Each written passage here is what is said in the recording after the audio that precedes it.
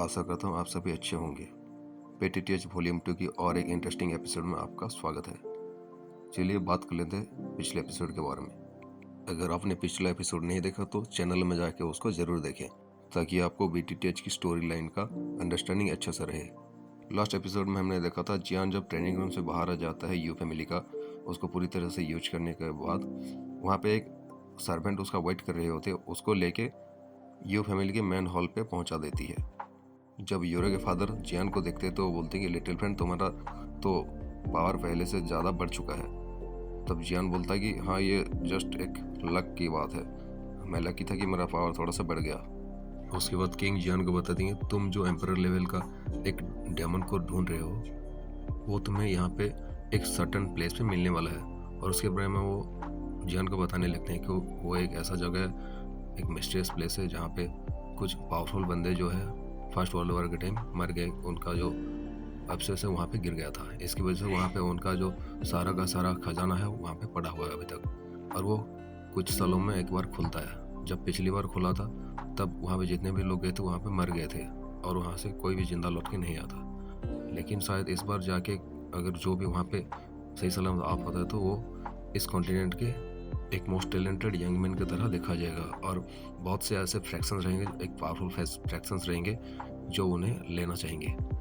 तो विजन पूरी तरह से उस माउंटेन रेंज के बारे में इंफॉर्मेशन लेने के बाद यूरो के साथ वहाँ पे निकलने के लिए रेडी हो जाते हैं और हमारा एपिसोड भी यहीं से स्टार्ट होता है। यूरो और जियान अभी अपना पैकिंग करके वहाँ से निकल जाते हैं। वैसे यूरो के पिताजी ने तो कहा था कि यूरो को कुछ चीज़ें वहाँ से लाना है, लेकिन देखने से ऐसा लगता है कि वो अपना जो बेटे का सेटिंग है वो जियान से करवाना चाहते थे, क्योंकि कोई भी बाप ये चाहेगा कि बिना कोई किसी मेहनत का एक टैलेंटेड दामाद मिल जाए तो बहुत ही अच्छा रहता है। चलो हम चलते हैं आगे अपना स्टोरी में। अभी हमें दूसरा दिन का सीन दिखाया जाता है। हमें एक सिटी दिखाया जाता है जिसका नाम होता है ओचेंग सिटी। वहाँ पे एक मैन हॉल रहता है, उस मैन हॉल के सामने असंख्य लोग जो थे, एक सर्वेंट्स वगैरह थे, वहाँ पे खड़े होकर ऊपर की तरफ देख रहे थे। हमें वहाँ पे दिखाया जाता है कि एक पेविलियन था जिसका नाम था टावरिंग पेविलियन। उस पेविलियन के अंदर से एक बहुत ही ज़्यादा खतरनाक लेवल का जो फाइटिंग चीज रहता है वो ऊपर की तरफ राइज करने लगता है। देखने से ऐसा लगता है कि किसी ने आग का जो लहर है वो ऊपर की तरफ फेंक दिया है और वो पूरी तरह से सीधी लाइन में स्ट्रेटली ऊपर जा रहा है। और ये अपने साथ एक एक्सट्रीमली हॉट फ्लक्चुएशंस को भी साथ में लेके चल रही थी, जिसकी वजह से हवा में भी दरारें आ जा रहे थे और वो जो कोल्ड एयर रहते हैं वो भी हॉट एयर में परिवर्तित हो जा रहा था। नीचे जितने भी क्राउड था वहाँ से आवाज़ आती है कंग्रेचुलेशंस का। बहुत सारे वॉइस ऊपर गूंजते रहते हैं। अभी वो लाइट जाके ऊपर में एक जगह पे इकट्ठा होके वहाँ पे एक बादल की तरह छाए जाते हैं, और जब वो बादल हटता है तो वहाँ पे एक हमें दुबला पतला सा आदमी का सीन दिखाया जाता है।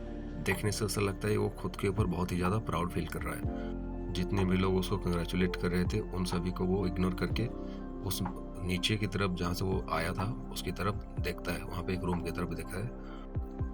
एक पल के बाद वो एक और डायरेक्शन में देखने लगता है और एक ही सेकंड में वो वहाँ से डिसअपियर हो जाता है। अनगिनत लोग जो उनका कॉन्ग्रेचुलेट कर रहे होते हैं वो देखते हैं कि सामने वाला बंदा जो था अभी वहाँ पे पूरी तरह से आसमान में डिसअपियर हो चुका है। वेल ये यंगमैन का जो डायरेक्शन था वो उस मिस्टीरियस प्लेस की तरफ था जो वहाँ पे ओपन होने वाला है अभी उस माउंटेन रेंज के अंदर। अभी हमें दूसरा सीन में दिखाया जाता है स्वॉर्ड किंग सिटी, और एक सिटी के बारे में दिखाया जाता है। ऊपर से अगर इस स्वॉर्ड किंग सिटी को कोई देखेगा तो वो बोलेगा कि एक स्वॉर्ड की आकृति का ये बना हुआ था, एक तलवार की आकृति का ये सिटी बना हुआ था।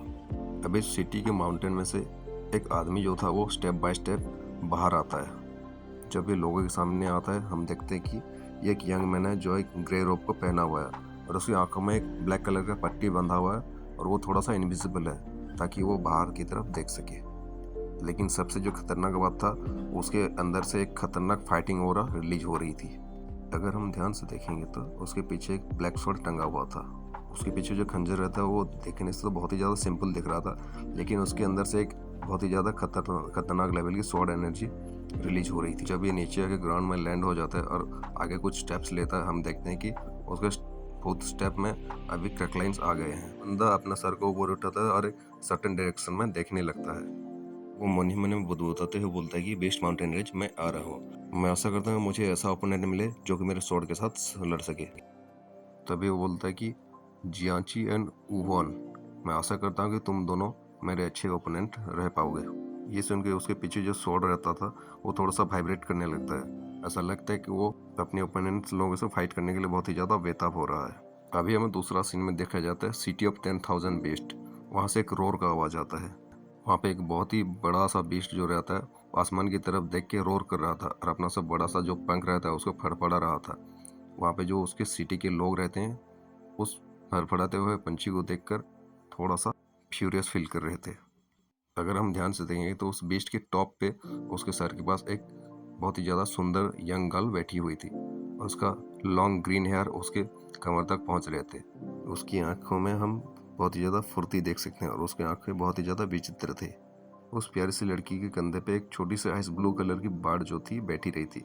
उसकी आंखों में अगर हम ध्यान से देखेंगे तो वहाँ पे एक खतरनाक लेवल का कोल्डनेस हमें दिखाई देगा। यानी ऑथर यहाँ पे ये कह रहा है कि वो जो बार्ड है वो बहुत ही ज़्यादा खूंखार है, लेकिन दिखने में बहुत ही ज़्यादा प्यारी है ना। वो प्यारी लड़की उस बार्ड की सर को सहलाते हुए बोलती कि हे जीवान, हम बाहर आ ही गए, हम खेलने चलते हैं। मैंने सुना है वो जगह बहुत ही ज़्यादा खास है और वो बहुत ही ज़्यादा फनी है। पर मैंने ये भी सुना है कि इस बार वहाँ पे बहुत ही ज़्यादा ग्रेट पीपल गए हुए हैं। हम आशा करते हैं वहाँ पे हमारा जो ओपोनेंट है वो मिल जाए, क्योंकि हमारे जनरेशन का जो ओपोनेंट है यहाँ पे हमें कोई मिला नहीं और हमें कोई बीट भी नहीं कर पाया। मैं होप करती हूँ वो बंदे उतना ज़्यादा बोरिंग नहीं रहेंगे और हमें अच्छे टक्कर दे पाएंगे। वो लड़की एक छोटा सा रोर करती है और वो जो बीस्ट पे बैठी हुई थी वो बीस्ट भी एक छोटा सा रोर करता है और वो देखते ही देखते वो स्काई रॉकेटेड की तरह वहाँ पे वो लोग गायब हो जाते हैं और वो दूर की तरफ उड़ जाते हैं। अभी हमें सीन शिफ्ट करके दूसरा सीन दिखाया जाता है। वहाँ पे बैंग बैंग के साउंड के साथ एक ब्लास्ट होता है। बाय द वे मैं आपको बता दूं कि ये एक जो दीवार थी वो टूट गया था। अभी यहाँ पे किसी का भाला यहाँ पे गिर गया था आके। वहाँ से एक आवाज़ आता है और हम देखते हैं एक टकला आदमी को जो कि उस भाला को वहाँ पे फेंका था और उस दीवार को तोड़ दिया था। वो बोलता है कि ग्रेट फॉर्चून तो मेरा होकर ही रहेगा। ऐसा कौन सा बंदा है जो मुझसे वो ग्रेट फॉर्चून छीन के ले जाएगा, हम देखेंगे वहाँ पे। और वो एक घोस्ट की तरह वहाँ से डिसअपीयर जो होता है। भाई उतना तोड़ फोड़ करने की क्या जरूरत है, तुम जाओ ना वहाँ पे और वहाँ पे तुम्हें एक ऐसा बंदा मिलेगा जो तुम्हारा बजा के रख देगा। अभी और एक सीन दिखाया जाता है जहाँ पे एक छोटा सा ब्लास्ट होता है एक मार्शल आर्ट कोर्टयार्ड में, और उस कोर्टयार्ड में एक फाइट चल रही थी और उसी बीच में एक फाइटिंग चीज वहाँ पे छोटा सा ब्लास्ट होता है। और उस ब्लास्ट की वजह से दर्जनों का जो आदमी रहते हैं उसके चारों तरफ वहाँ से लड़ने के लिए आए थे, वो सब चारों तरफ चारों दिशा में फेंकते हुए चले जाते हैं।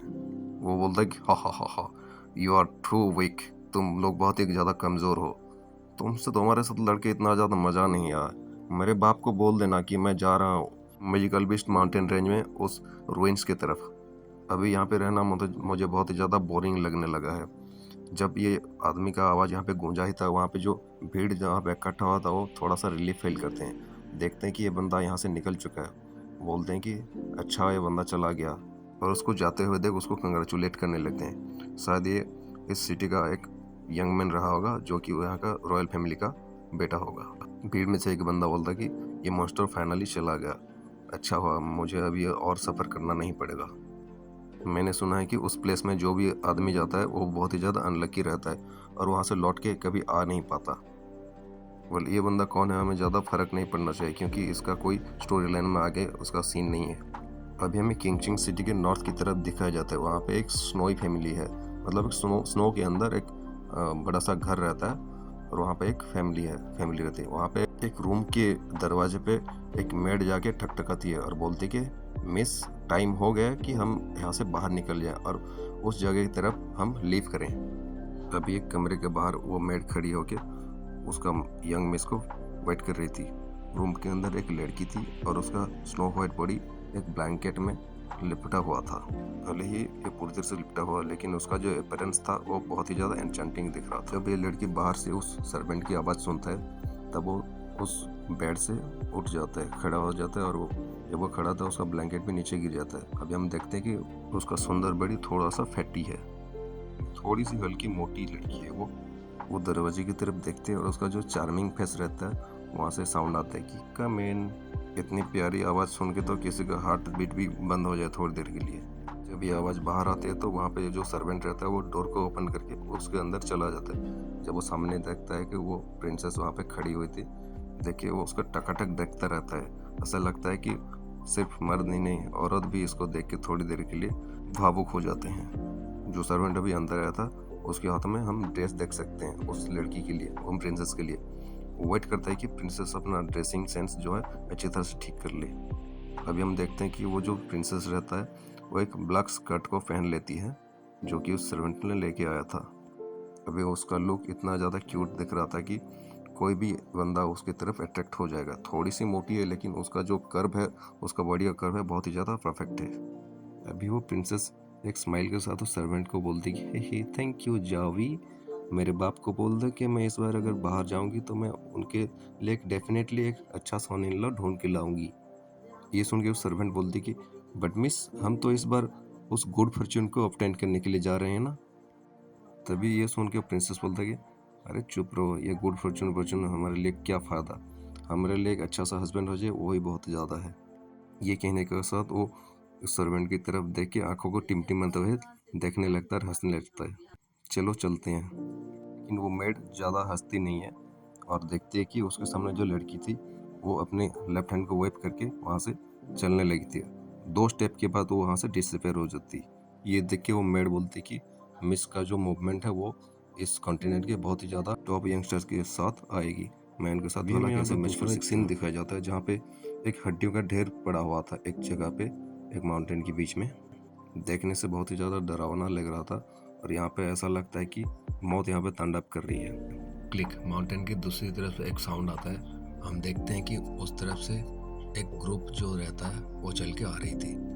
जब ये पूरी तरह से इस हड्डी की ढेर के पास पहुंच जाती है, उसी ग्रुप के सभी मेंबर्स के स्टेप वहाँ पे स्टिप पड़ जाते हैं और वो पूरी तरह से वहाँ पे रुक जाते हैं। उनका बॉडी अभी पूरी तरह से ब्लू कलर की दिखाई दे रहा था। उनकी आंखों में एक एम्प्टीनेस देखा जा सकता है। अगर हम उन्हें केयरफुली देखें तो हमें पता चला कि ये इनके अंदर जो जान है वो दिख नहीं रही, ये कठपुतली की तरह दिख रहे थे। ऐसा लग रहा था कि ये सब जिंदा लाश चल रहे हैं यहाँ पे। जब वो बंदे वहाँ पे रुक गए थे, हम वहाँ पे देखते हैं वो एक चेयर को उनके कंधे पर उठा के लेके आए हैं और उस चेयर के ऊपर जो एक बंदा था वो सोया हुआ था। लेकिन उस बंदे के फेस पे एक घोस्ट पैटर्न बना हुआ था जिसकी पैटर्न के अंदर से ब्लड जो है टपक रहा था नीचे। ये सीन को देख के हम बता सकते हैं कि ये जो क्राउड है एक खतरनाक और एक भयानक एटमॉस्फेयर को लेके चल रही है अपने साथ। हवा चलता है, वो जो बंदा सो रहा था अभी वहाँ पे उठ जाता है। वो जब वो बंदा उठ जाता है हम देखते हैं कि वहाँ पे एक सफ़ेद पर्दा के अंदर वो बंदा था जिसका फेस बहुत ही ज़्यादा यंग दिखाई दे रहा था और उसका चेहरा में कोई भी ब्लड का ड्रॉप नहीं दिखा जा सकता था। वो उसकी आंखों के देखने से पूरी तरह से ग्रे कलर का दिखाई दे रहा था और उसका बॉडी ऐसा लगता है कि उसको डेथ के ऑरा ने कवर करके रखा है। उसकी चारों तरफ इतना ज़्यादा नेगेटिव फैला हुआ थी, कोई भी आदमी अगर उसके पास चला जाएगा तो वो पूरी तरह से कांप जाएगा। अभी वहाँ पे कुछ आवाज़ गूंजता है।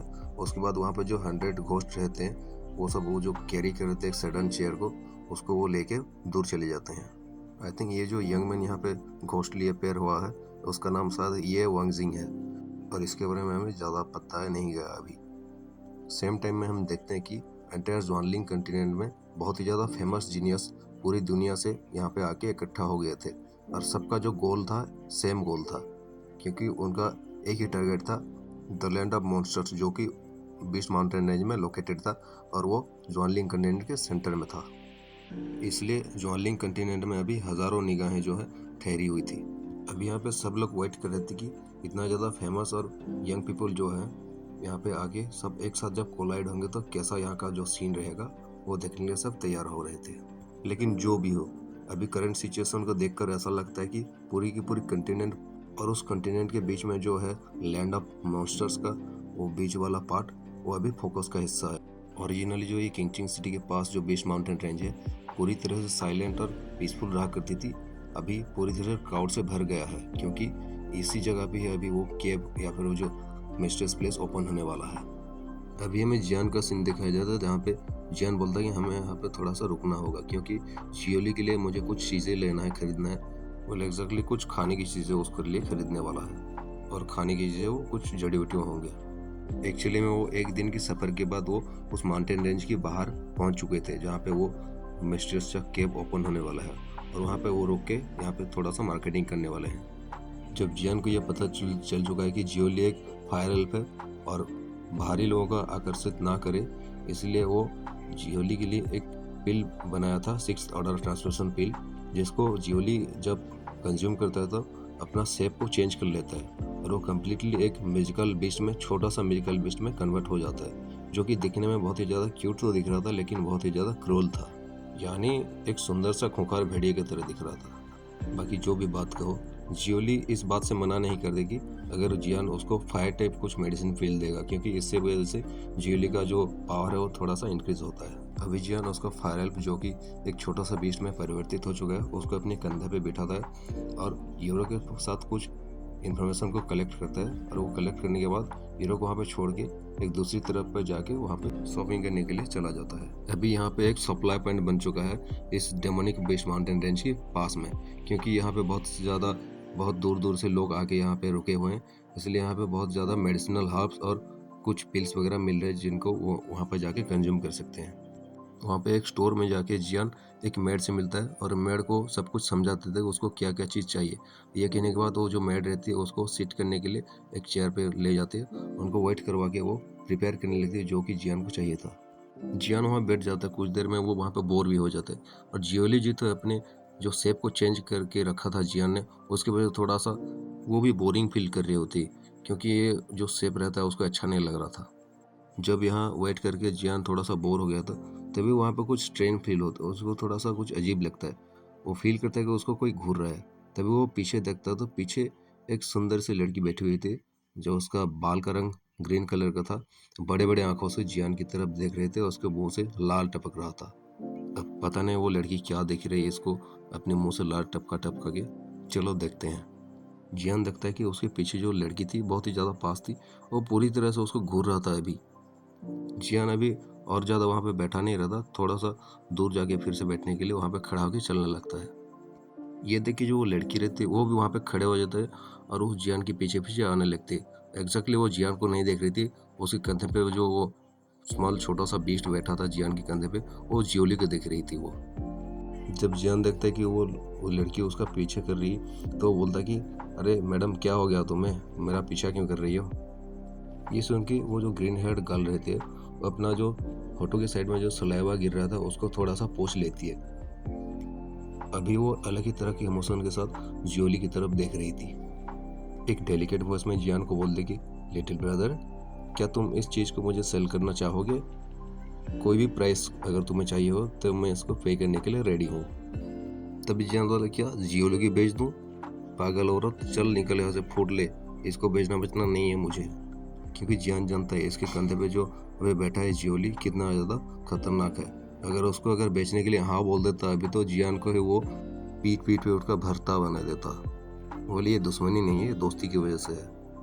जब वो लेडी देखता है कि जियान सामने से मना कर रहा है तो वो थोड़ा सा एंजियस फील करता है और बोलता है कि लिटिल ब्रदर तुम चिंता मत करो, मैं तुम्हें इसके लिए 5 मिलियन गोल्ड कॉइंस देने के लिए तैयार हूँ। अगर इतना कम है तो मैं तुम्हें एक इमोर्टल रैंक की फाइटिंग स्किल्स को भी देने के लिए तैयार हूँ।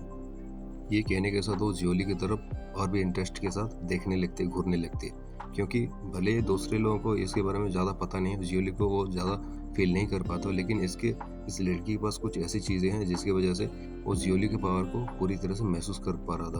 वो देख पा रहा था कि ये जो छोटे से दिखने वाले जो बीस्ट जियान के कंधे पे बैठा हुआ है कितना ज़्यादा खतरनाक है। इस लड़की की तरफ पीछे पलट के देखता है, क्या 5 मिलियन गोल्ड कॉइंस और एक इमोर्टल लेवल की फाइटिंग स्किल्स। ये देख के वो भी थोड़ा सा शॉक हो गया था, क्योंकि 5 मिलियन गोल्ड कॉइंस बहुत ही ज़्यादा है और एक इमोर्टल लेवल का फाइटिंग स्किल्स उससे भी ज़्यादा है। ऐसे ही कोई इसको आलू प्याज की तरह बांटता नहीं फिरेगा। जब वो इस लड़की को केयरफुली ऑब्जर्व करता है तो वो पता चलता है उसको कि ये जो ग्रीन हेड लेडी है एक्चुअली में बहुत ही ज़्यादा रईस फैमिली के है शायद, इसलिए इसके पास इतना ज़्यादा वेल्थ है।